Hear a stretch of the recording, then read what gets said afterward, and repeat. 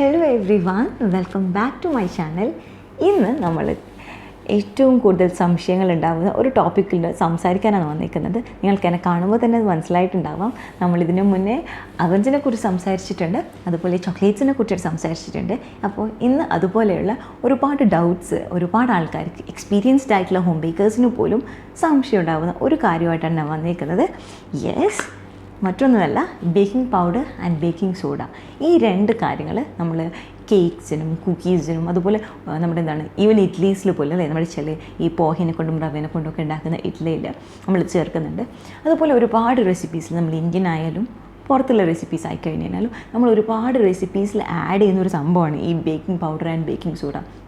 ശരിക്കും ഇത് രണ്ട് കാര്യങ്ങൾ എന്താണ്, അപ്പോൾ ഇത് എങ്ങനെയാണ് ഇത് പ്രവർത്തിക്കുന്നത്, അല്ലെങ്കിൽ നമ്മൾ ഏത് റെസിപ്പിയിൽ എന്ത് ആഡ് ചെയ്യണം നമുക്ക് എങ്ങനെയാണ് മനസ്സിലാവുന്നത് അല്ലേ, അങ്ങനെ ഒരുപാട് ഡൗട്ട്സ് നമുക്ക് ഉണ്ടാവാം. ലൈക്ക് നമ്മളൊരു പുതിയ റെസിപ്പീസ് ഉണ്ടാക്കുന്ന സമയത്ത് അപ്പോൾ നമുക്ക് ചെറിയ ഡൗട്ട് ഉണ്ടാകും, നമ്മൾ ഏത് ഐറ്റമാണ് നമ്മളിതിൽ കൊടുക്കേണ്ടത്, ഇത് ഏത് ഐറ്റം കൊടുത്തു കഴിഞ്ഞാലാണ് ഇത് ഏറ്റവും നന്നായിട്ട് വരിക, അല്ലെങ്കിൽ നമുക്കിതെങ്ങനെ മനസ്സിലാക്കാം നമ്മൾക്ക് ഏത് ഐറ്റം ആഡ് ചെയ്യണം, അല്ലെങ്കിൽ നമ്മുടെ കയ്യിൽ ഇതിലൊരു ഐറ്റം മാത്രമേ ഉള്ളൂ, ബേക്കിംഗ് പൗഡർ മാത്രമേ ഉള്ളൂ, ബേക്കിംഗ് സോഡ എൻ്റെ കയ്യിലില്ല, പക്ഷേ എൻ്റെ റെസിപ്പി പറയുന്നത് ബേക്കിംഗ് സോഡ ആഡ് ചെയ്യാനാണ്. അപ്പോൾ ഞാൻ എന്ത് ചെയ്യും? ഇങ്ങനെ ഒരുപാട് സംശയങ്ങൾ നമുക്ക് എന്ത് ചെയ്യാം, നമുക്കുണ്ടാവാം ഈ ബേക്കിംഗ് പൗഡർ ആൻഡ് ബേക്കിംഗ് സോഡനെ കുറിച്ചിട്ട്. അപ്പോൾ നമുക്ക് ബേസിക്കായിട്ട് നമുക്കറിയേണ്ട വളരെ കുറച്ച് കാര്യങ്ങൾ ഇത് നമ്മൾ ഇന്ന് സംസാരിക്കുന്നത്. അപ്പോൾ നമുക്ക് എന്ത് ചെയ്യാം, വേഗം തന്നെ വീഡിയോയുടെ കോണ്ടൻറ്റിലോട്ട് പോകാം അല്ലേ. അപ്പോൾ അതിനു മുന്നേ ആരെങ്കിലും നമ്മുടെ ചാനലിൽ പുതിയതായിട്ട് കാണുകയാണെങ്കിൽ, ഞാൻ റൈസ മൊഹ്സൻ. ഈ ചാനലിൽ ഇപ്പോഴുള്ളത് കുറച്ച് റെസിപ്പി വീഡിയോസും ഇതുപോലെ കിച്ചണിലുള്ള നമുക്ക് ഡൗട്ട്സും നമ്മുടെ സംശയങ്ങളും നമ്മുടെ പ്രശ്നങ്ങളും നമ്മൾ അറിഞ്ഞിരിക്കേണ്ട കാര്യങ്ങളൊക്കെയുള്ള വീഡിയോസാണ് ഇപ്പോൾ ചെയ്തുകൊണ്ടിരിക്കുന്നത്.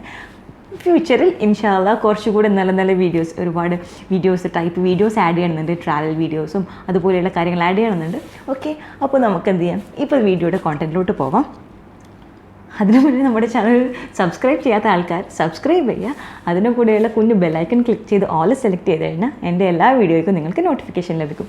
അപ്പോൾ എന്താ പറയുക, അപ്പോൾ ആദ്യം എന്താണെന്ന് വെച്ച് കഴിഞ്ഞാൽ ബേക്കിംഗ് പൗഡറും ബേക്കിംഗ് സോഡയും രണ്ടും കാണാൻ ഏകദേശം ഒരുപോലെ ആയിരിക്കും അല്ലേ, രണ്ടും വൈറ്റ് പൗഡേഴ്സാണ്.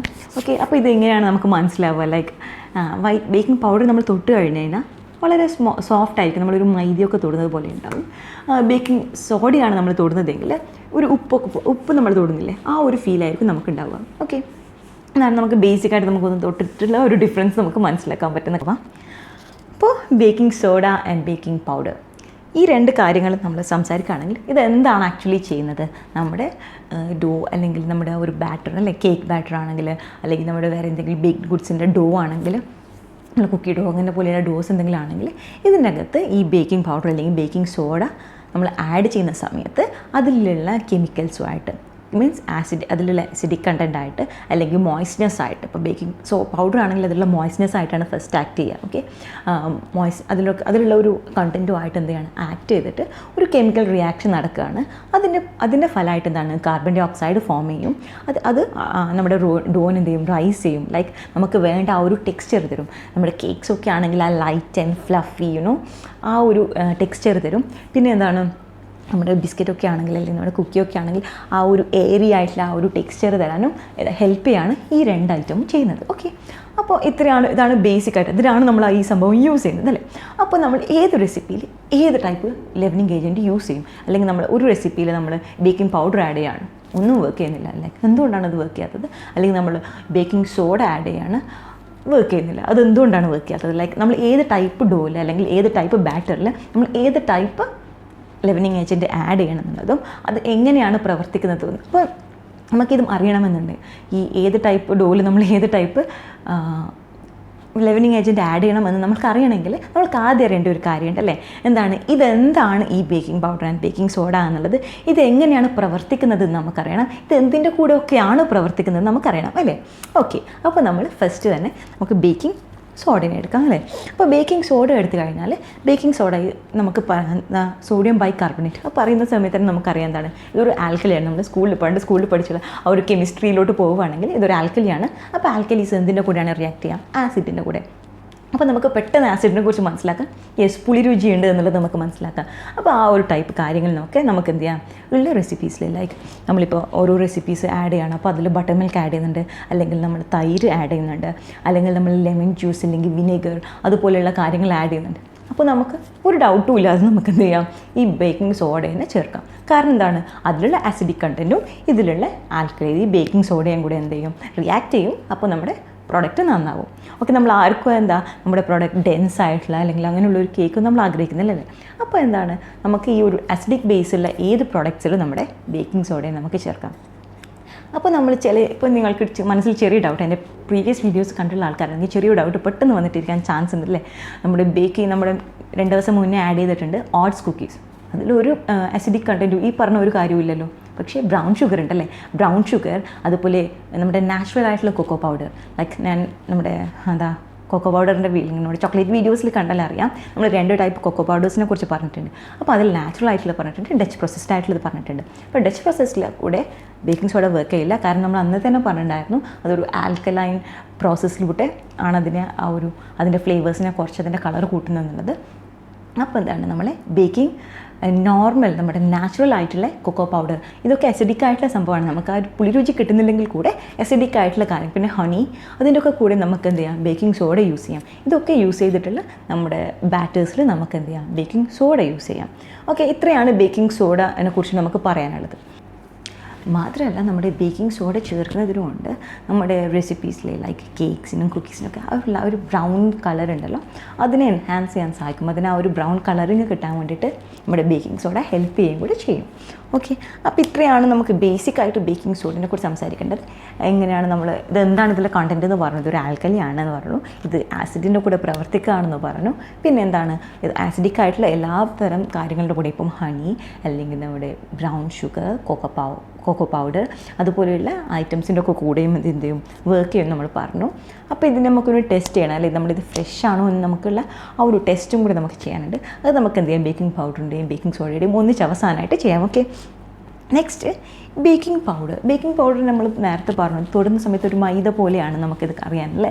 അപ്പോൾ ഇതെന്തുകൊണ്ടാണ് ഈ ഒരു ടെക്സ്ചർ വരുന്നത് എന്നുള്ളതും, പിന്നെ എന്താണ് ഈ ബേക്കിംഗ് പൗഡറിലെ കണ്ടൻസും നമുക്കറിയണം അല്ലേ. അപ്പോൾ ഇതിൽ ഉള്ളത് എന്താണെന്ന് വെച്ച് കഴിഞ്ഞാൽ, ആക്ച്വലി ഇതിലും ബേക്കിംഗ് സോഡ തന്നെയാണുള്ളത്. ഓക്കെ, ബേക്കിംഗ് സോഡ തന്നെയാണുള്ളത്.